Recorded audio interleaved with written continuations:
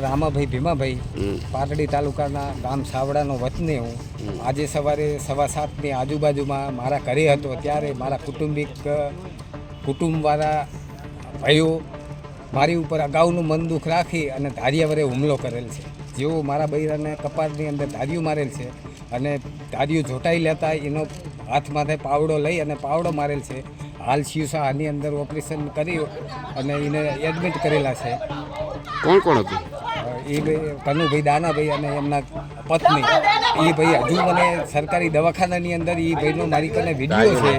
તને હજુ જાનથી મારી નાખીશ, તારી માથે હું ટ્રેક્ટર ચડાવી દઈશ.